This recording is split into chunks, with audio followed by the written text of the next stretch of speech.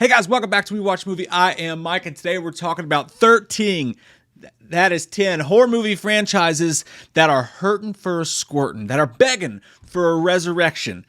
Erection. Now today we're only doing 13, but that doesn't mean that there's not more. So comment down below, let me know what I missed, what your all's thoughts are, ones that you'd like to see.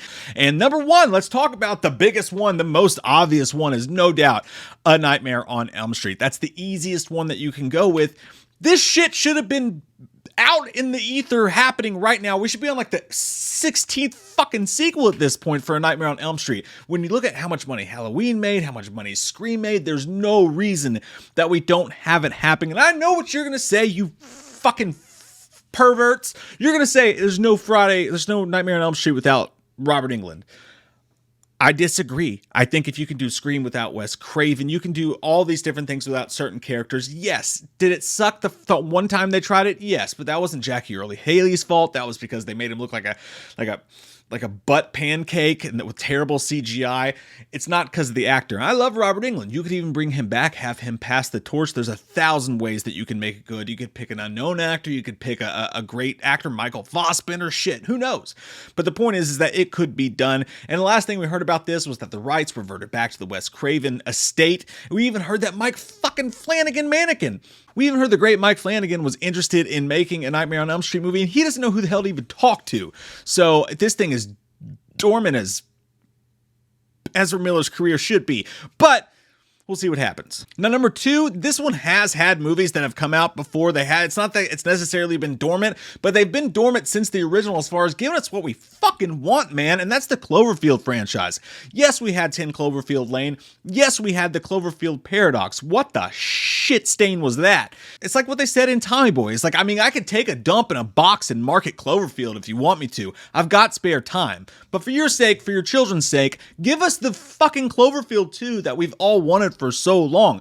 We want the follow-up to the original Cloverfield movie. Doesn't have to be the exact same idea, no, but continue that story. Show us the Cloverfield monster in a city, found footage or not found footage. Just stick with that theme. Give us the follow-up to Cloverfield. Please, Jim. I need it in my biscuit basket.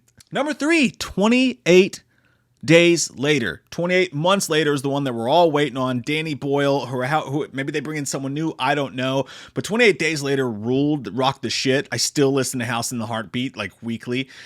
28 weeks later, not as great, but still some people like it better than the original. Personally, I just couldn't get behind it because in the opening act of the movie, when you show us that our lead character we're going to be following is a huge piece of shit who let his wife's ass get eaten out by zombies, I just couldn't follow the character, but still a great movie. Jeremy Renner was in it. There's no reason why we haven't gotten a 28 months later. I think everybody wants that movie to happen, and there's been mumblings, words about it here and there, but you've got to get on that, Richard.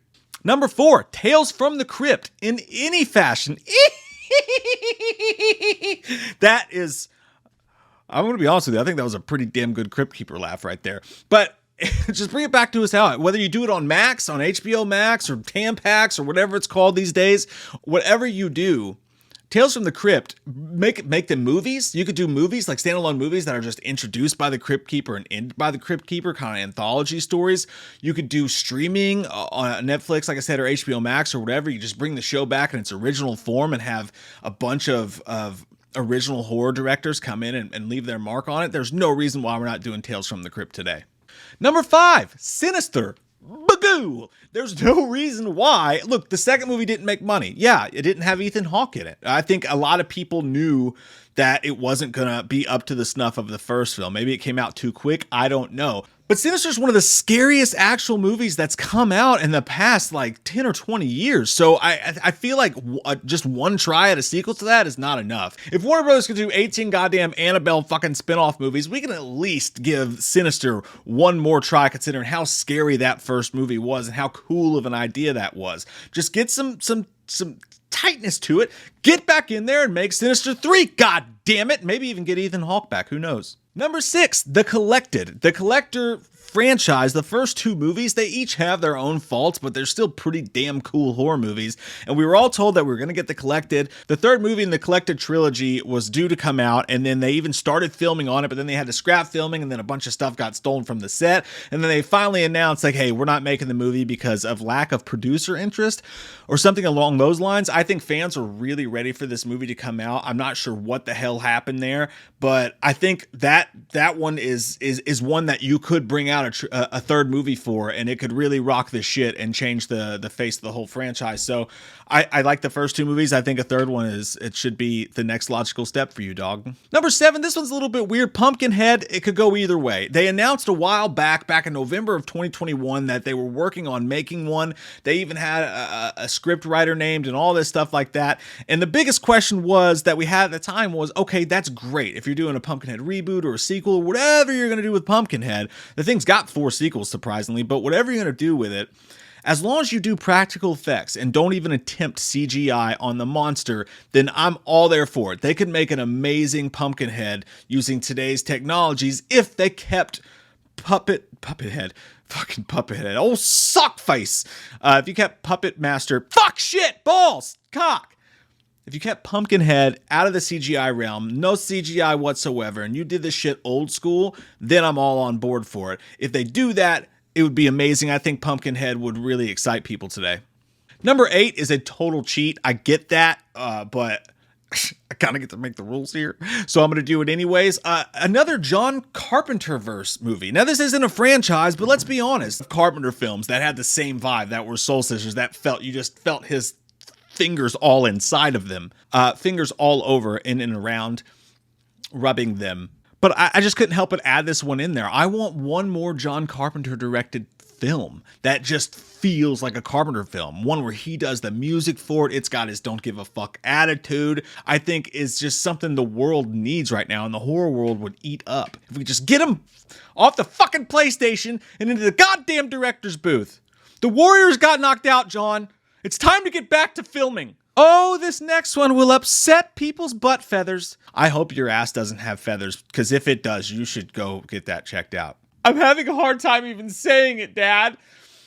Halloween. No, wait. I know that, like, it's not time yet right now to bring out a new Halloween movie because we just got the trilogy. The thing that I'm talking about that needs resurrected, that's been hurting for squirting for way too long, was the original canonical Halloween storyline. There's multiple things I can mean by that, but I would love for us to go back into the original Halloween storyline. No requels, no remakes, no reboots. But I think what stories need to be told there is a proper Halloween 5 or a proper Halloween 7, picking up the Thorn trilogy, or a popular follow-up to Resurrection and go with just a Halloween 9. Look, I'm not saying it should have Busta in it, but that movie ended with the perfect place to pick up the Halloween franchise as it begins. He's in a morgue, his eyes open. Let's go. We don't have to go back to Dangertainment. We don't have to go back to any of the stuff, but we just tell a brand new story starting in that morgue. And I just think there's a bunch of places in that franchise that you could pick up their original sets of movies and carry them forward. I know that was a mouthful and it was a lot to swallow, but Gail swallows.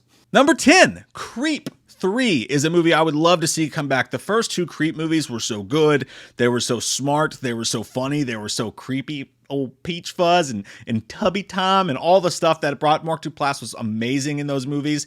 And you know when they come out with a Creep 3, it's going to be a fucking banger, because the reason Creep 3 never happened, even though they started working on it, is because they just could not think of anything interesting enough. And they wanted it to be really inspired and special when Creep 3 released. So they just haven't done that as of yet. But that tells me that when it does come out, you'll know they came up with something really great for it. But those first 2 movies, in my opinion, were awesome and were entertaining as shit and original. And I can't wait to see it when they do bring that franchise back. Number 11, this one's a little bit weird. I actually struggle with this one because when I saw it, I thought to myself, I know a lot of people want that, but I don't, because it's just an 80s movie. Like, it fits perfectly in the 80s, and it's just a time capsule, and I just don't see any reason to ever touch it again, even though they've tried to touch it a lot with the CW show they were going to do and the sequel that they did do that was bad. But The Lost Boys, what I thought of this, I originally said no, and then I thought, but what if The Lost Boys is pure 80s?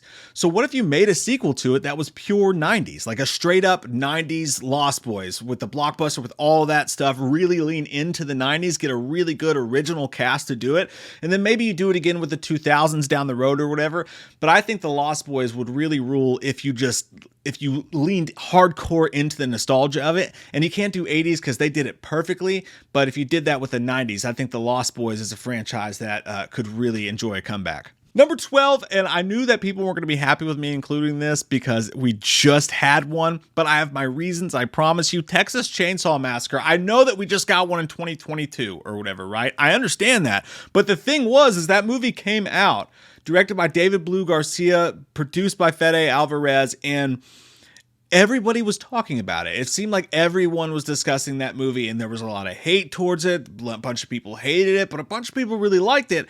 Part of which is me. I thought that they gave us finally a massacre in a Texas Chainsaw Massacre movie, and there's tiny little things you could have sucked out of that movie. There's tiny little things you could have sucked off that. There's tiny little things you could have taken out of that movie and moved around here and there and made it even better, mainly just taking Sally Hardesty's character completely out of it. Maybe not trying to pay so much attention to like the woke kids versus like whatever, because I think that confused a bunch of people. But anyways, it hints that we're going to go off to a prequel territory, and I mean, to me, I thought the movie was rad as shit, and they hinted at that, and then nothing ever happened. And no one's ever said anything about it, and everyone's just pretending that movie didn't exist or that hint at a prequel didn't exist. So as of now, in my opinion, it's pretty damn dormant. So even though we just got one a couple years ago, I thought they put us in perfect positioning to really continue the franchise, maybe straight to Netflix, maybe not. But as of now, we're just getting a whole mouthful of nothing. And we want stuff in our mouths. So you put stuff in our mouths. What? And finally, I leave it on a really easy one, a really simple one. Technically, we are kind of getting it because they're doing the TV show, but even that's in peril now because of the fucking writers' strike. No offense to the writers. I want them to get paid what they're worth, but it just sucks as a whole. Friday the 13th. And even if we were getting the TV series, we are really in need of a movie as well. I'm excited for the TV series with Brian Fuller produced by A24. I'm excited for all that. That's going to be a pre-remake sequel. It's going to just cover everything. But yeah, I mean, who doesn't want Jason in the movie theater as well? And for them to finally sort that out after the years of courthouse stuff, just man, having like October the 1st, Friday the 13th returns, and the reboot was so fucking good. And the way that they opened that thing, the way they did the flashbacks to tell a story, I would love to see them pick up in the theaters where they left off with Platinum Dunes. I know that that's a stretch because of all the rights issues and whatnot, but Friday the 13th really should have a TV show and a fucking movie series going on. So that I include as another dormant franchise that we are hurting for, squirting to have it return. All those words wouldn't fit in the title, but that should have been the title of this video. But there you go, guys. There's 13 horror franchises that I think are begging to be resurrected and that I think could do a great job. What do you think about those picks? How do you feel down below? You know what I mean? And what would you like to see in the next one? What did I miss? Comment down below. I love your all's fucking faces. If you enjoy videos like this and this gives you something, then consider clicking the subscribe button and the bell, because if not, maybe YouTube doesn't tell you next time we do a video like this, and maybe you miss it. You don't want to miss out, do you? Don't you have fear of missing out? Don't you have somewhere to go? Don't you have someone to kill? Edgar Friendly. What movie is that from? Comment down below as well. I love your all's fucking faces, and I hope you have an amazing day. Thank you for taking the time to watch this. I really appreciate it. Check, check, check into cash in my ass. Let's go fish a bass, suck a dick for the cash. That was the best soundtrack of all time. Halloween never ends, suck my fucking dick, and I don't really care what Blumhouse fucking says. Put him in a box for suck a fucking cock. You can say he's dead, but we all know he's not. Yeah. So let's go trick-or-treating, let's go fucking drinking, let's all go rent Pumpkinhead on VHS, cause Halloween never ends.